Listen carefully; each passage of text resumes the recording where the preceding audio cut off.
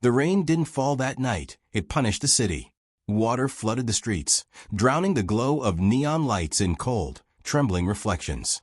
Cars had long vanished. Doors were shut. Even the wind seemed to hold its breath. And in the middle of it all stood a man no one had ever seen break. Lorenzo Volpe. A name that made grown men lower their voices. A man who built an empire out of fear, silence, and blood.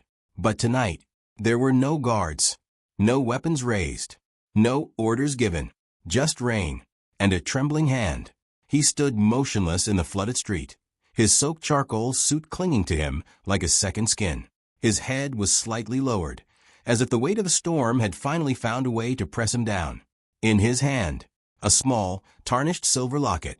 His fingers tightened around it, then loosened, as though even holding on hurt too much. For years, no one knew what that locket meant. No one dared to ask, because men who asked questions didn't live long enough to hear the answers. But tonight, the truth was written all over his face. Tears, not hidden, not denied. They slid down his cheeks, mixing with the relentless rain, vanishing before they could ever be seen as weakness.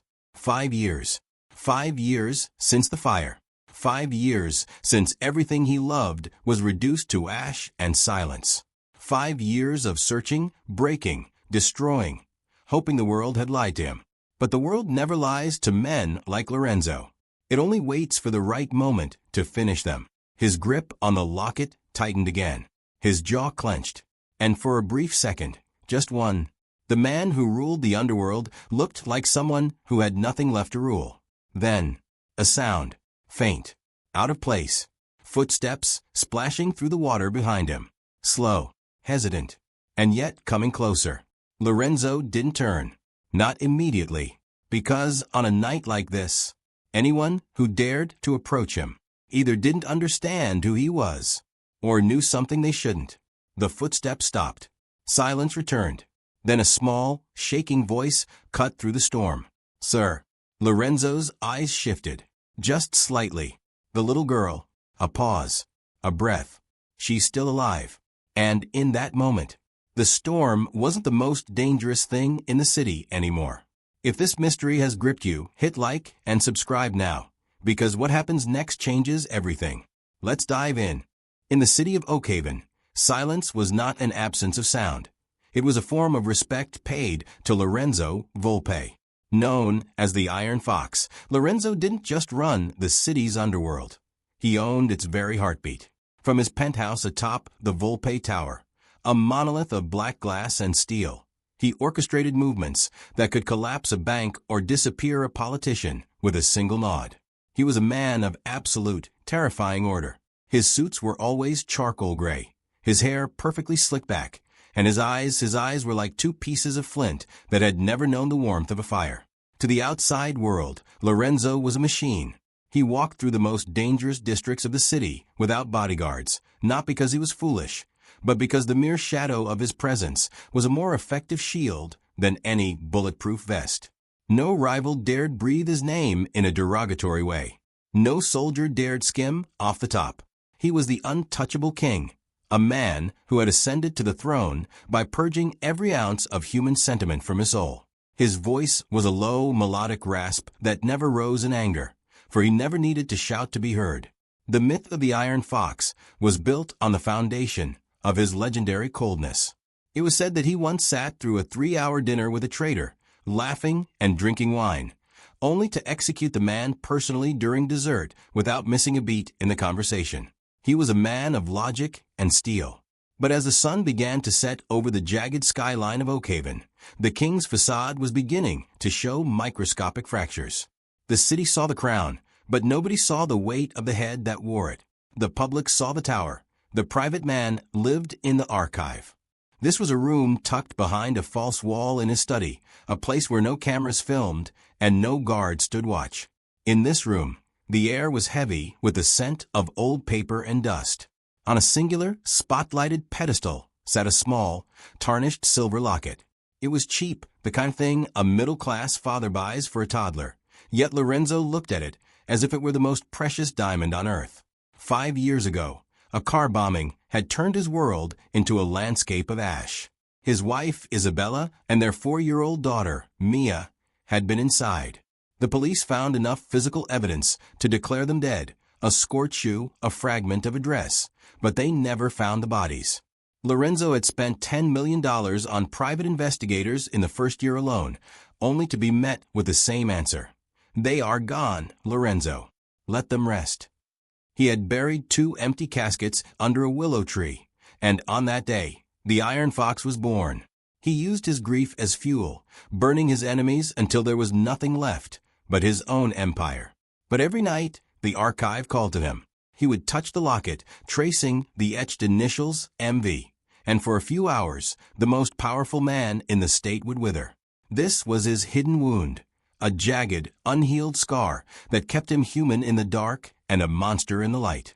He was a king built on a graveyard of what-ifs.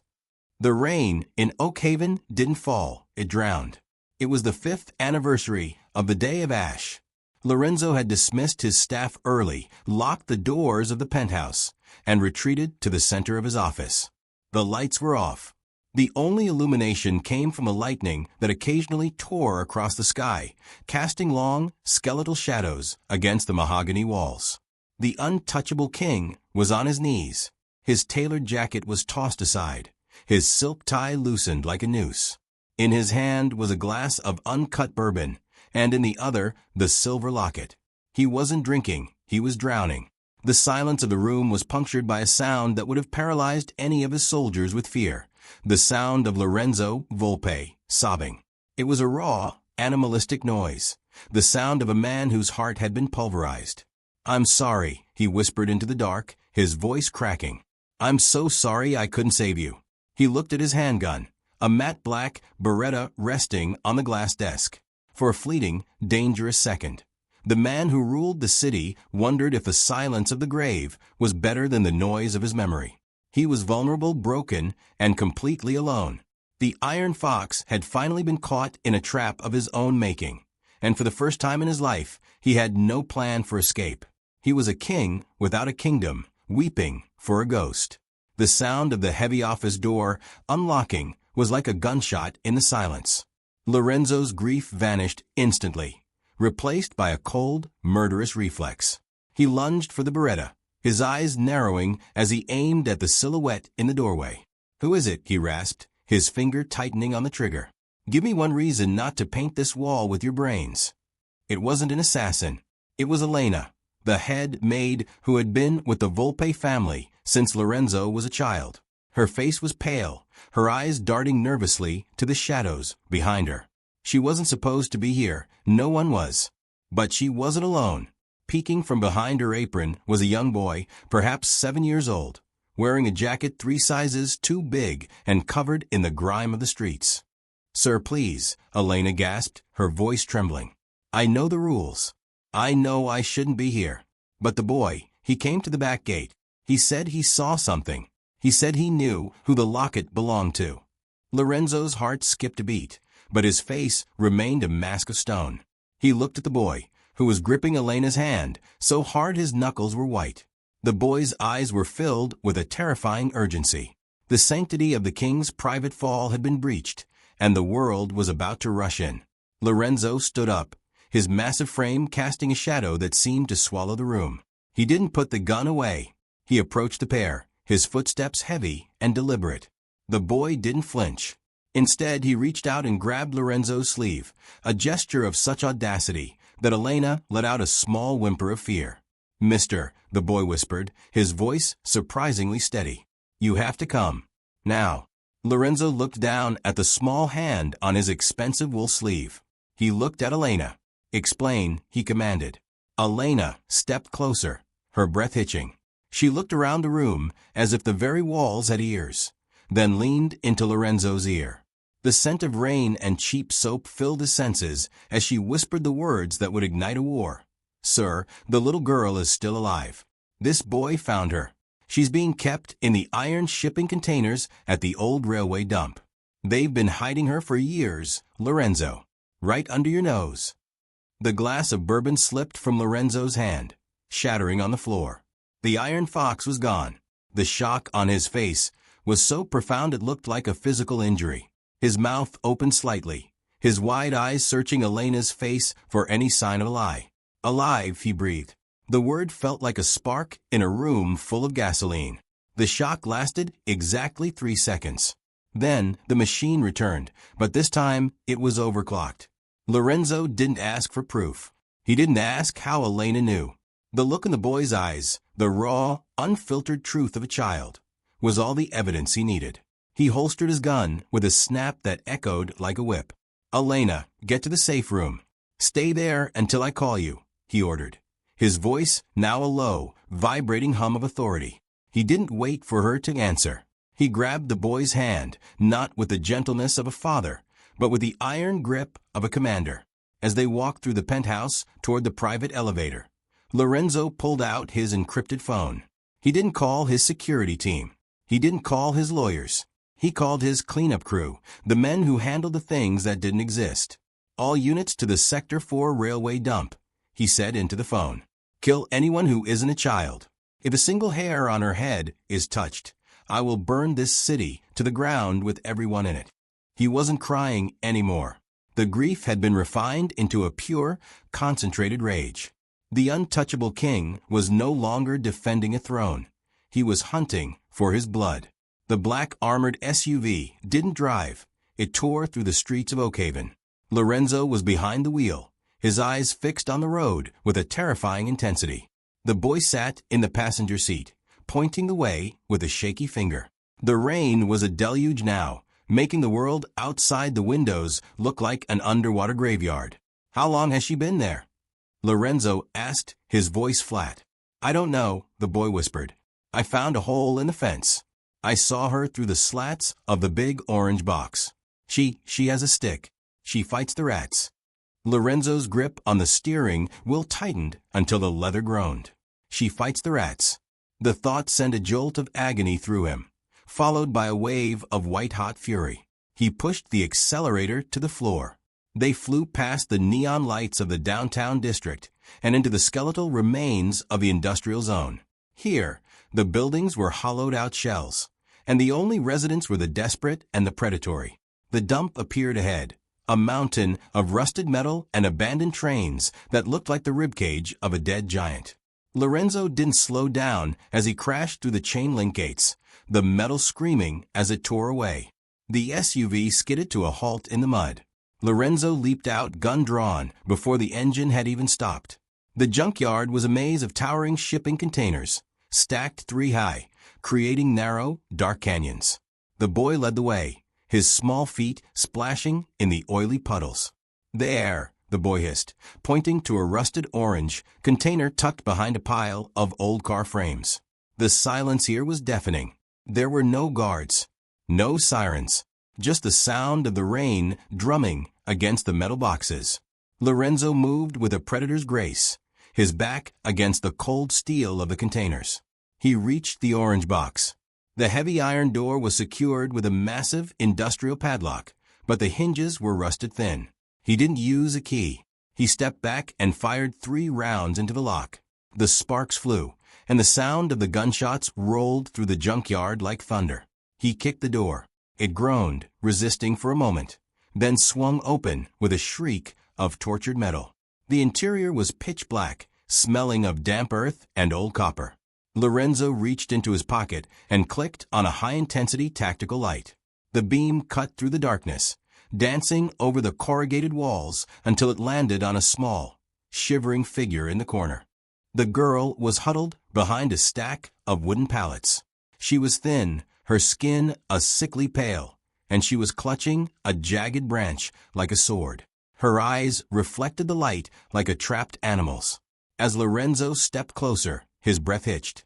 The girl's face was a mirror of Isabella's, the same high cheekbones, the same defiant set of the jaw. "Mia," he whispered, his voice trembling.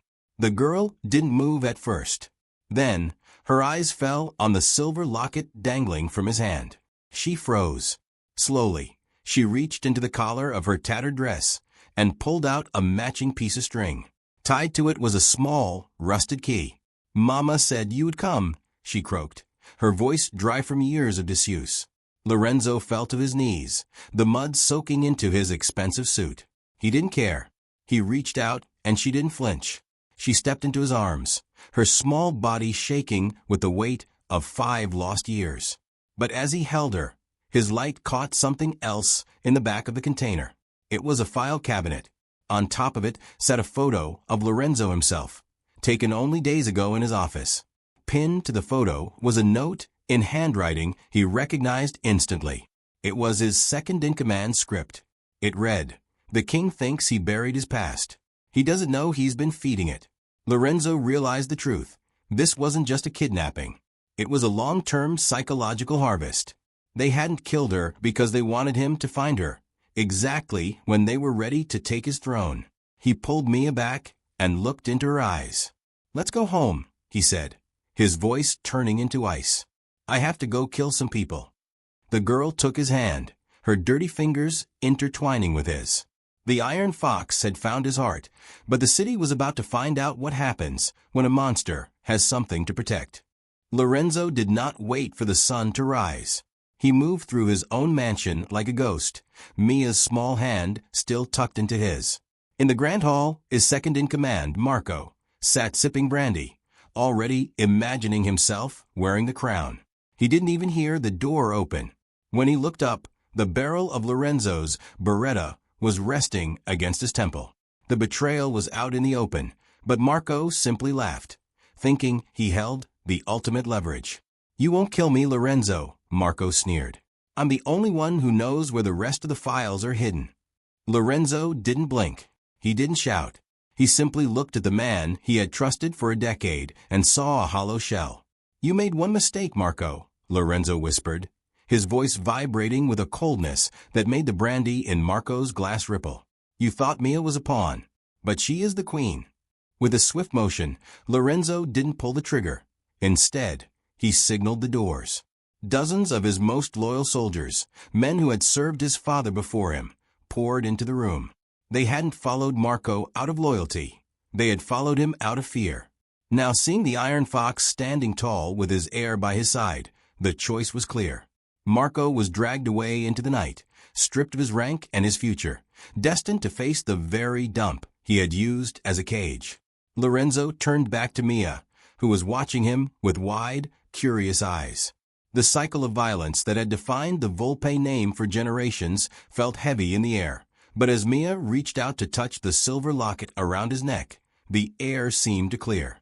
The Iron Fox was a title for a man with nothing to lose. Lorenzo was now a man with everything to protect. He walked Mia to the balcony, looking out over the city of Oakhaven. For the first time in 5 years, the rain had stopped, and the first hints of a golden dawn were breaking over the skyline. He knelt down so he was at eye level with her. "The city is quiet now," he promised. He took off his charcoal gray suit jacket and wrapped it around her small, shivering shoulders. He wasn't just a boss anymore, and she wasn't just a ghost from the past. They walked toward the private gardens, leaving the guns and the shadows of the tower behind. The untouchable king had finally found his way home, and the girl who fought rats was finally a princess again. The story of the Iron Fox ended that night, but the story of Lorenzo and Mia was just beginning.